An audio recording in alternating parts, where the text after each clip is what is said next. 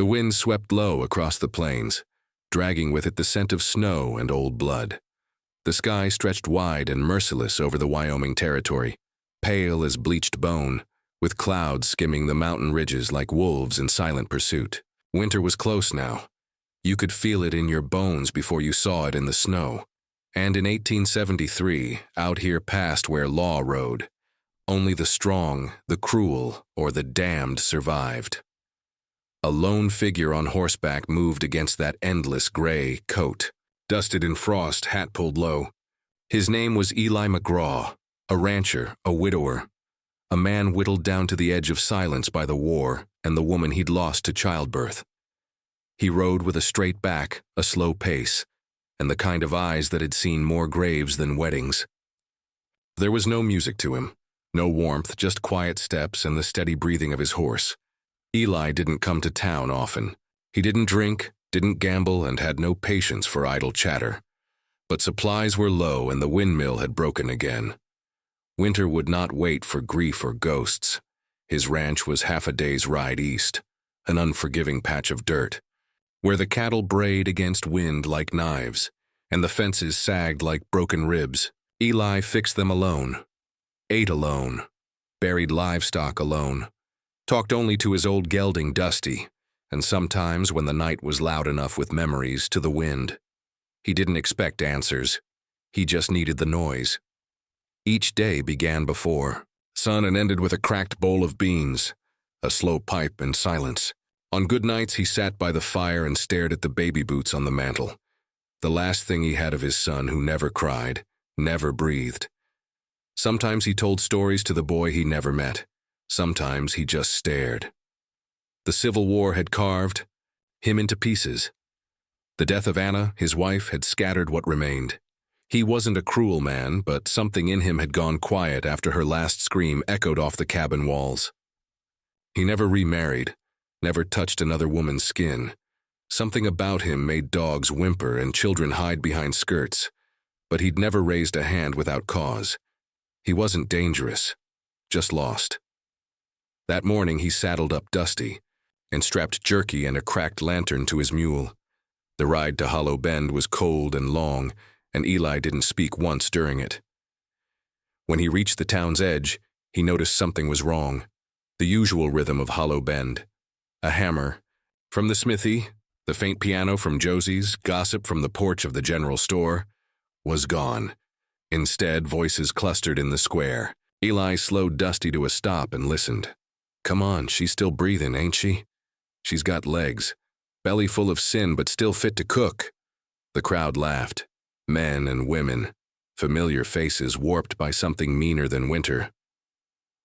Dismounted and walked forward, boots crunching dry dirt. He wasn't in a rush. He never was. At the center of the gathering, on a stack of orange crates, stood a girl, barely a woman, maybe 19, barefoot and pale, her dress clinging to a swollen belly.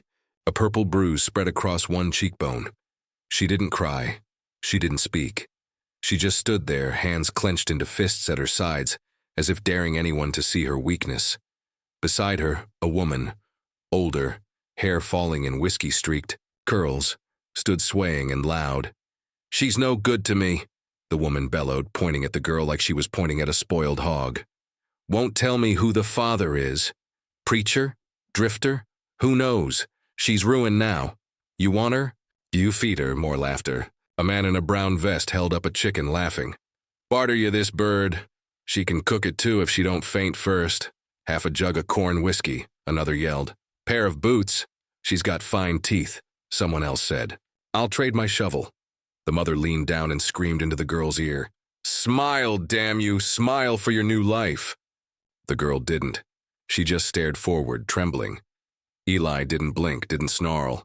Just stepped through the circle of onlookers, and as he did, the laughter faltered. Men stepped aside for him without knowing why. He looked at the girl. Then at the mother. No words. He reached into the inside pocket of his coat and pulled out a small leather pouch. From it, he poured $27 into the dust, coins catching the last light of the afternoon. Every cent he had left. Then, he untied the Mule from behind Dusty and offered the reins. The crowd muttered. A few laughed. The mother's eyes narrowed. You serious? She barked, lips slick with liquor. She ain't worth near that. Hell, you could buy 2 Mex girls and a deaf one for that price down in El Paso. Eli didn't answer. The mother snatched the pouch and grabbed the mule's reins. Fine, she's yours, freak. Break her, keep her. She spat near his feet and turned. The girl blinked. Her jaw tightened. For a second, she didn't move. Like she was weighing whether to run or scream, or maybe just drop dead where she stood. Eli held out a hand.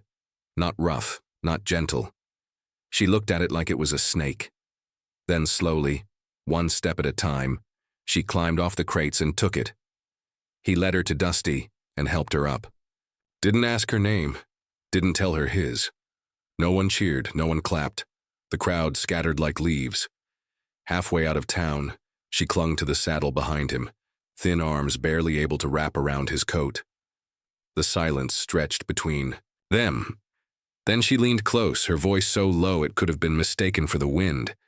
My name's Maybelle. Eli didn't answer, just rode on. But something in him stirred. Not love. Not yet. Just a flicker of something long dead, stirring.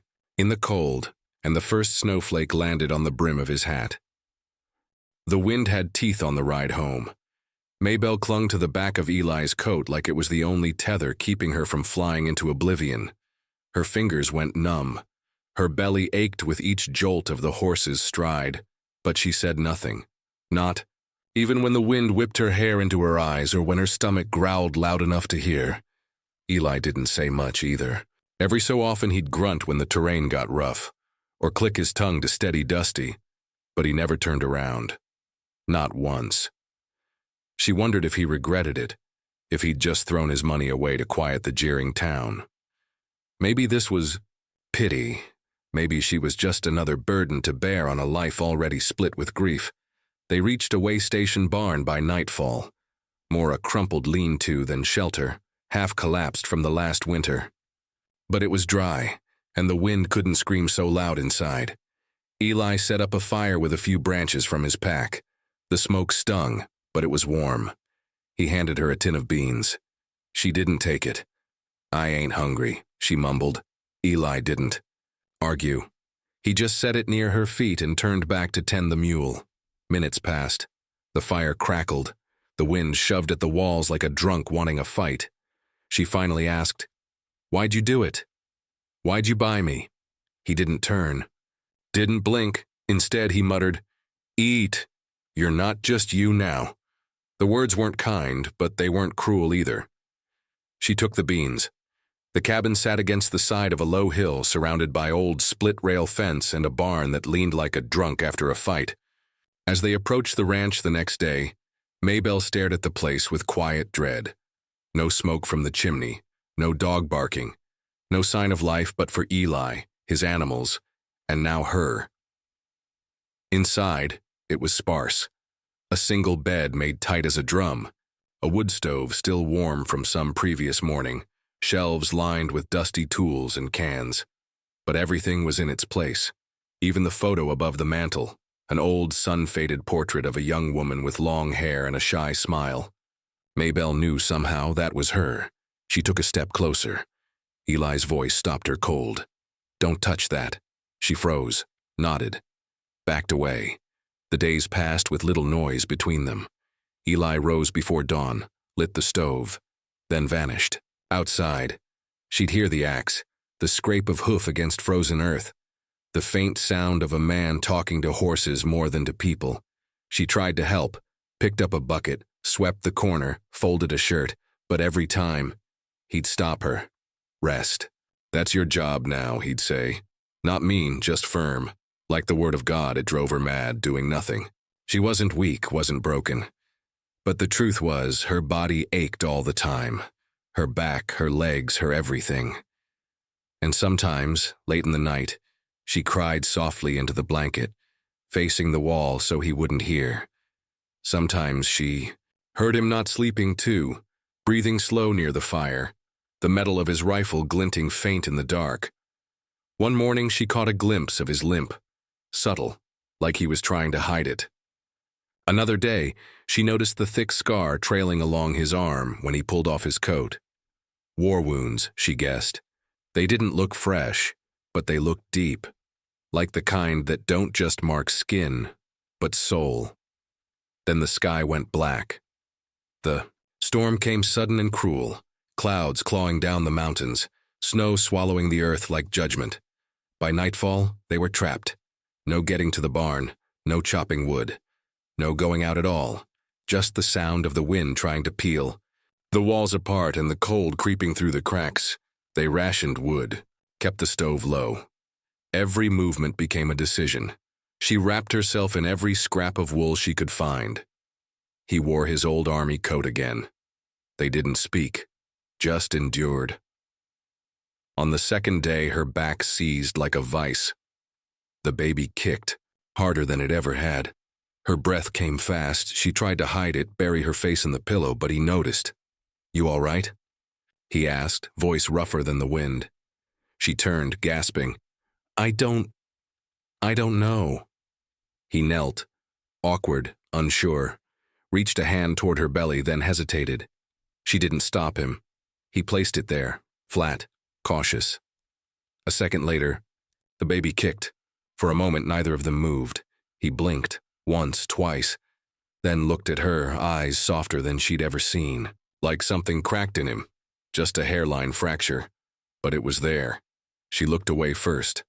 That night, when the cold got too deep and the fire was nothing but embers, he gave her his bed, took his blanket to the hearth and curled near the ash.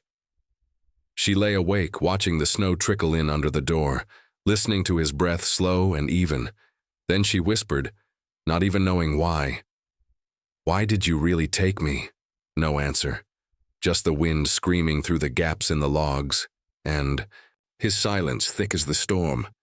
Spring cracked through the land like a slow, quiet miracle. The snow didn't vanish all at once. It retreated, sulking into the edges of fields, dripping down pine needles, loosening the frozen earth with every drip of melting ice. The wind softened. The light grew longer, and with it something shifted in the small cabin on the hill. Maybelle found a patch of bare earth behind the house and began digging with a spoon. No seeds, no plan. Just planting wildflowers from the nearby ridge, bright little flecks of yellow and purple that had somehow survived the freeze. Eli didn't stop her, just watched from the porch, his old hands working wood into the shape of something. A week later, he set a rocking chair in front of the window, said nothing. She sat in it that evening, rocking slow, hand resting on her swollen belly as dusk painted the land gold. He carved a second chair after that, set it beside. The first, sometimes they ate together now, not much talk, but there was peace in the chewing, the clinking of spoons. She caught herself laughing once when a squirrel darted in and tried to steal their bread off the table. The sound startled them both. Eli looked up, lips twitching, almost a smile. Then it was gone, but the echo of it stayed. That night, as they sipped weak coffee by the fire, she looked up at the photo above the mantel. She was beautiful, Maybelle said. Eli didn't answer for a long while. Then quietly, like the words had been buried too long, "She died with our son. I buried 'em both before the ground froze." Maybelle swallowed. "I'm sorry. That's the only time I ever cried," he said. "And I never did again." The room fell into silence. The fire popped, throwing shadows across the walls. She touched her stomach. "My ma. She sold me after a preacher came through, one of those laying hands types. Said I was wicked, that I brought it on myself." Eli's jaw tightened. "She said no man'd want me now, not ruined like this." Still, he said nothing, but she didn't need him to. His silence wasn't empty. It was heavy with something real, something she hadn't known in a long time. Presence. Witness. A few days later, she saw the shape at the edge of the pasture, broad-shouldered, tall, unmoving. For a moment, her heart kicked up into her throat. Eli came out of the barn, wiping his hands on a rag. Saw him too. Froze. The figure stepped forward. His face was stone, lined and sunburnt, hair braided and streaked with silver. Across his shoulder, a woven sash in deep red and black. Ute Eli's hand dropped to his rifle, raised it halfway. The man lifted both hands, palms open. "I mean no harm," he said in clear, calm English. They stared at each other for a beat. Wind rustled the sagebrush. "Name's Red Elk," he said, voice like cracked river stones. "Passed through here last year. Saw your fences broke." He reached into his satchel, not fast, slow and careful, and pulled out a bundle of dried meat, tossed it at Eli's feet. Then he turned, walked to the broken fence post, and began to work. Maybelle watched, arms crossed over her belly, unsure what to make of it. Eli didn't stop him, but he didn't lower the rifle either. Red Elk worked quiet, fast, strong, efficient, then vanished into the trees without another word. He returned the next day, and the next, always bringing something. Dried herbs, mushrooms, a dead hare. Always patching things up, loose boards on the barn, gaps in hayou, the fence leaks on the roof.